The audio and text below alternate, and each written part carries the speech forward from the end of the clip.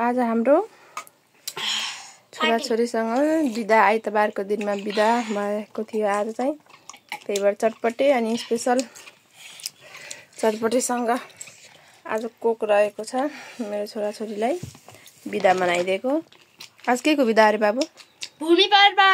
आज भूमि पर्वको बिदा। भूमि पर्व मनाउँदैछन् मेरो बच्चा बच्चीले।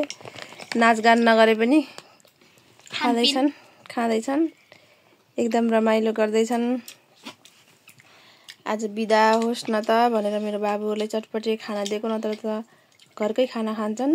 नास्ता चाहिँ आज चाहिँ चटपटे अनि कोक।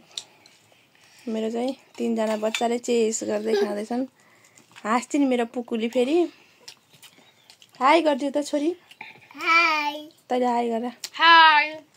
हाई हाई हाई छोरो। तपाईहरु सन्चै हुनुहुन्छ भन? सन्चै तपाईहरुले बिदा मनाउनुहुन्छ कि नै भन त?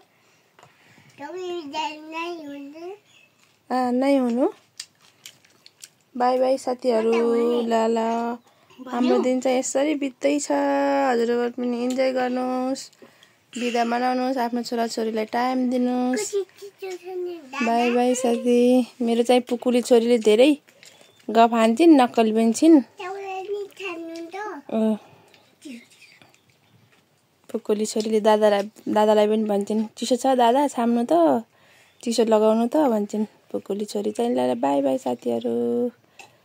अब चाहिँ भोलि भेटौला। भोलिको दिन कस्तो हुन्छ हजुरहरुलाई देखाउने छु।